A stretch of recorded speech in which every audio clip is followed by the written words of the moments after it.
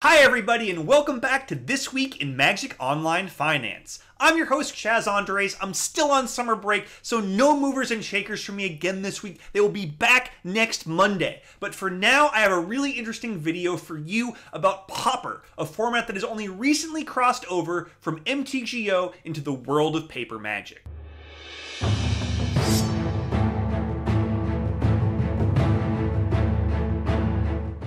Wait, but this is an MTGO finance video. Why are we talking about Pauper, a format where the entire point is for the deck to be dirt cheap? Well, Pauper interest still drives prices. Cards go up and down in value based on shifts in the metagame and new cards being printed and new decks being discovered and all the rest of it. And just because you're not getting a card that's going to go from 30 tickets to 50 doesn't mean there isn't money to be made. If a card goes from a tenth of a ticket to 3 tickets, that's still a hefty profit if you've invested enough. Pauper is also a great format, of course, for the budget conscious among us. While the format's most popular deck is about 100 tickets, there are plenty of tier decks within the 15 to 25 ticket range, which is awesome.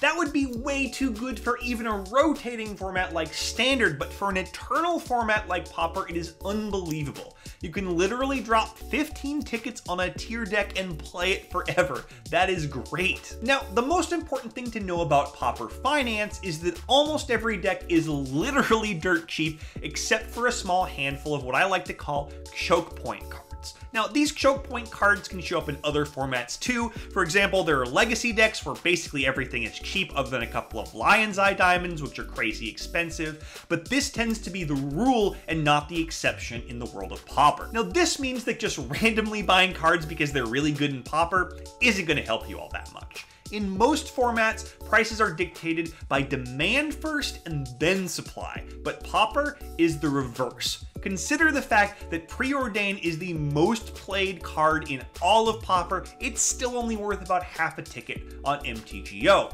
Or consider Augur of Boros, which is a top 10 most played card in the format, is close to worthless. On the other hand, consider Palace Sentinels. The card is only played in a couple of decks, but it's 13 tickets on MTGO exclusively because of Pauper demand. And this is because the only way to get it is from treasure chests. When you're dealing in a world that is entirely commons, the lowest supply commons become the new rares. So let's take a moment and narrow in on the current Pauper metagame. A couple of months ago, Affinity was by far the dominant strategy, but that is just not true anymore. These days, there are sort of 5 decks that I've defined as tier 1 because they have between 5 and 10% share of the metagame. No deck has over 10% share of the metagame, but there are several other decks just below that 5% threshold that are probably equally as viable. It's really a nice, wide open format at the moment. Now, Delvar is the most expensive tier deck in Pauper right now, and that's mostly because it needs a whole bunch of snow-covered islands, Ash Barrens, Hydroblast, and Pyroblast. And if you're looking to speculate on any of those cards, I like Ash Barrens the most. It was just reprinted in Masters 25, so I doubt WotC's going to reprint it again anytime soon. There's a lot of room to run here. Now, Pyroblast is also a choke point card in 5 color, another one of Pauper's major tier decks, along with the Urzatron lands, Prohibit, and Moment's Peace. And if you're looking for specs, those last 2 cards have only been printed once forever ago in Odyssey and Invasion, and that's the sort of thing we're looking for here when we look at expensive cards in Pauper. Remember that a lack of supply is the name of the game, much more than perhaps increases in demand. Moving on to our next tier deck, Kuldotha Boros, which is all about those Palace Sentinels. And as I said earlier, this card is from Conspiracy 2, so it's only available in treasure chests. That's why it's so expensive. I can't imagine it's reprinted properly anytime soon, so that card is safe, at least if not a potential gainer. It's also worth noting that this card is yet another deck that runs Pyroblast. That's 3 for 3. This card is also seeming like one of the most important, if not the most important card in Pauper Finance. And that's another one that I don't expect to get a proper reprint anytime soon, so there's potential room to gain here. Moving on to our next tier deck, Stompy is only about 20 tickets online, and most of this value is tied up in 1 to 2 ticket cards like Quarian Ranger and Gutshot. And of the two, Gutshot Gutshot is the one I like as an investment right now. It's actually been creeping up a bit over the past couple of months, and I don't think it's coming back anytime soon because Phyrexian mana is very hard to reprint. So I would not mind grabbing a couple of playsets of this one and stashing it away. Lastly, we come to Elves, which is slightly more expensive than average because it needs Quirion Ranger and Moment's Peace like we discussed earlier, as well as the fairly expensive Spider Silk armor. And you know a format is weird when Spider Silk armor is one of its priciest cards, but that's Pauper for you. So Spider Silk armor is actually pretty close to its yearly low right now, after spending most of February and March around the 10 ticket mark due to the spread of Pauper events at Paper Grand Prix.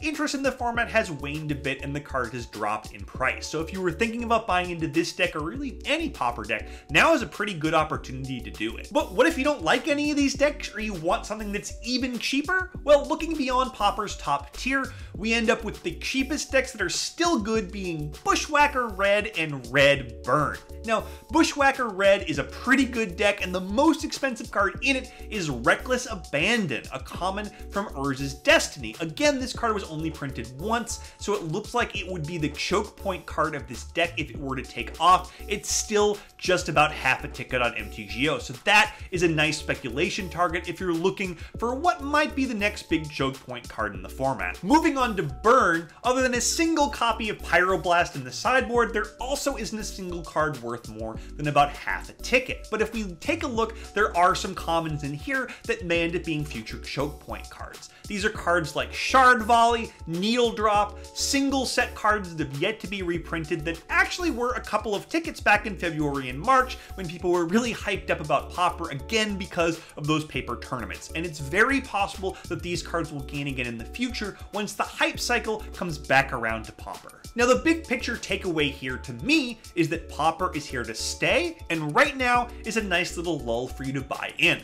Prices were quite a bit higher back in January, February, and March when it started to make that transition into Paper Magic, and things were fairly successful, but we've all kind of moved on and forgotten about Pauper a little bit. We're sleeping on it a bit right now, and what that means is that you can buy in now. I wouldn't mind owning a playset of all of these choke point cards, because best case, this format is going to make major waves at some point over the next year or two, and worst case, you're going to get to play a lot of really good Eternal Magic for really cheap. And what is wrong with that? That's all I got for you this week. I'm Chaz Andres, and I will see you next Monday morning for another episode of This Week in Magic Online Finance. Thank you for watching the video. If you enjoyed the video, make sure to smash that like button. Subscribe to the channel for more awesome MTG content just like this. And make sure to tap the bell icon to be notified whenever a video is made live.